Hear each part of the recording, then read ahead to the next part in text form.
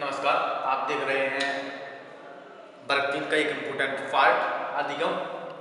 मैं आपको बता दूं कि अधिगम और बाल विकास एक ऐसा टॉपिक है और संपूर्ण बाल विकास वर्ग 3 की दृष्टि से या फिर वर्ग 1 या 2 की दृष्टि से बहुत ही इम्पोर्टेंट पार्ट रहा है। और अधिकांश लोगों ने देखा होगा कि बाल विकास से अधिकांश लोगों के नंबर नहीं आए हैं। वो सिर्फ वजह इतनी सी है कि अधिगम उस तरीके से किसी ने पढ़ाया ही नहीं, बाल विकास उस तरीके से किसी ने पढ़ाया ही नहीं। बाल विकास को किताबों के जरिए जरूर पढ़ाया गया है, रटवाया जरूर गया है, लेकिन वो तरीके नहीं बताए गए जिनसे नंबर कम समय में अधिक प्राप्त किए जा सके। और रिजल्ट भी ऐसा रहा कि नंबर बाल विकास में कम आए ही।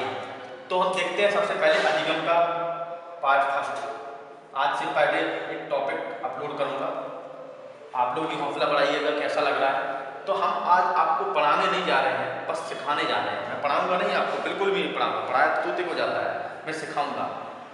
और जो लोग निराश हो गए हैं ना, उनके दिलों में भी आस पैदा हो जाएगी। आज उन्हें भी लगेगा कि हम भी बाल विकास सीख सकते हैं और अच्छे नंबर ला सकते हैं। तो हम बस इतना बताने की कोशिश कर रहे हैं कि सीखना कैसे है, पढ़ना नहीं, सीखना कैसे है।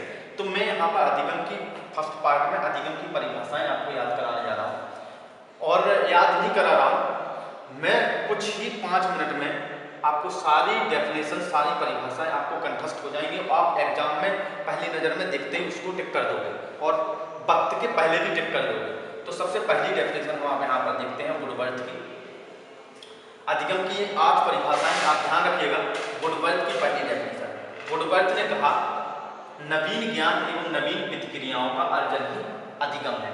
ध्यान से सुनना, नवीन ज्ञान एवं नवीन प्रतिक्रियाओं का अर्जन ही क्या है, अधिगम ही कह रहे हैं वुडवर्थ महोदय।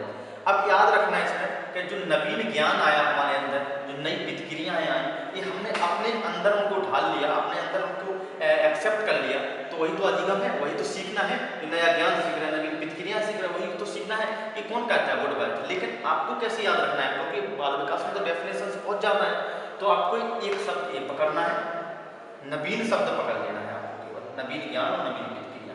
तो मैं ये बताने वाला हूँ कि नवीन ज्ञान से आपको कैसे हो जाएगा।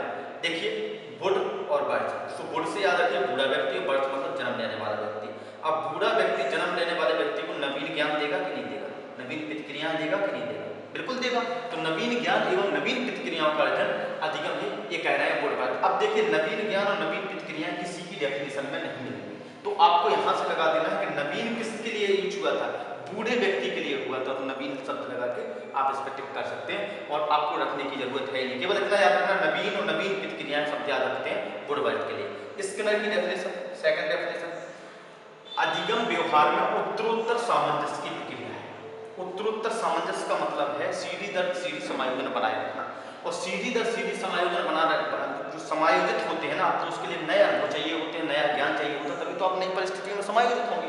तो अधिगम व्यवहार में उत्तरोत्तर सामंजस्य की प्रक्रिया है, ये कहा है स्किनर ने। तो याद कैसे रखना है, यहाँ से नर पकड़ लीजिए, यहाँ से उत्तरोत्तर सामंजस्य पकड़ लीजिए।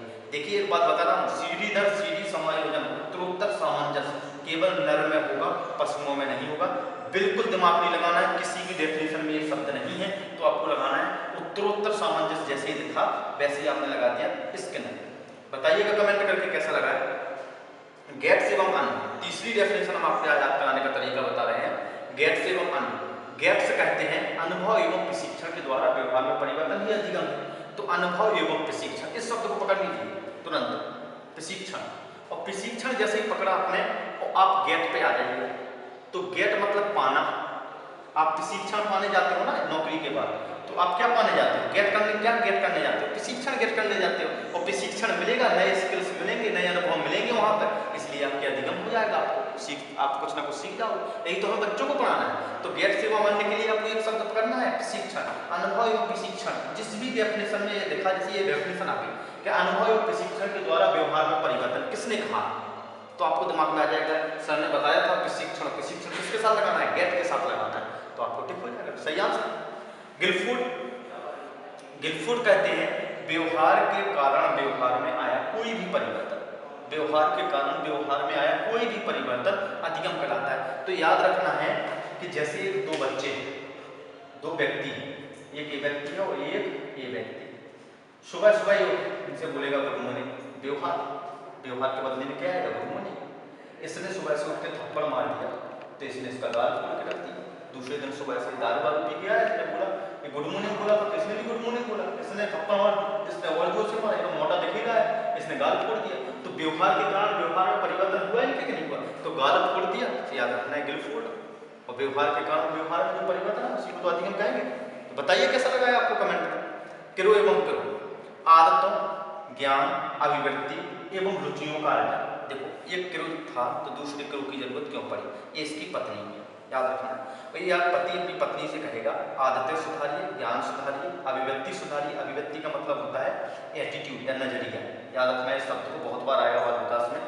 आदतें, ज्ञान, अभिव्यक्ति, अभिव्यक्ति का मतलब एटीट्यूड या नजरिया, और रुचियों का अर्जन। हर पति को अपनी पत्नी से यही सारी शिकायतें होती हैं कि आपकी आदतें सही नहीं है, ज्ञान सही नहीं है। तो ये किरो अपनी पत्नी को बता रहा है कि आदतें, ज्ञान, अभिव्यक्तियों का अर्जन क्या है?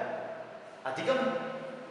मर्फी, मर्फी कहते हैं अधिगम के अंतर्गत वातावरणीय आवश्यकताओं की पूर्ति के लिए, अधिगम के अंतर्गत जो हम सीख रहे हैं उसके अंतर्गत वातावरणीय आवश्यकताएं, वातावरणीय हमारे वातावरण की जो आवश्यकताएं उनकी पूर्ति के लिए व्यवहार में आए समस्त परिवर्तन। अब यहाँ से इस शब्द को पकड़िए, वातावरण आवश्यकताएं, वातावरणीय आवश्यकताएं। तो मर्फी की जगह याद रखना है बर्फी।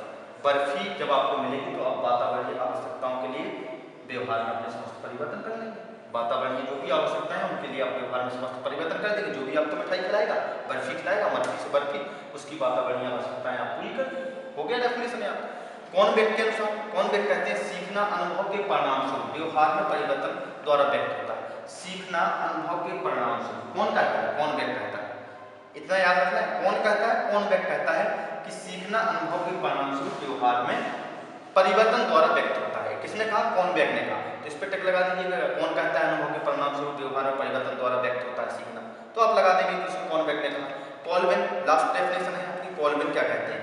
पहले से निर्मित व्यवहार, जो आपके निर्मित व्यवहार है, आपके पहले से निर्मित हो चुके हैं व्यवहार, उनमें अनुभव द्वारा हुए परिवर्तन, अनुभव के द्वारा परिवर्तन कर दीजिए आप उनमें।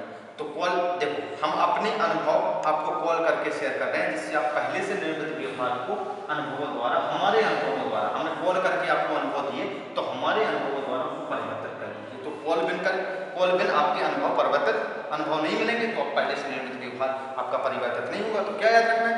कॉल करके हमने अपने अनुभव दिए इसलिए आपके व्यवहार क्या हो गए? पहले से निर्मित व्यवहार परिवर्तित हो गए। तो ये 8 डेफिनेशन थी।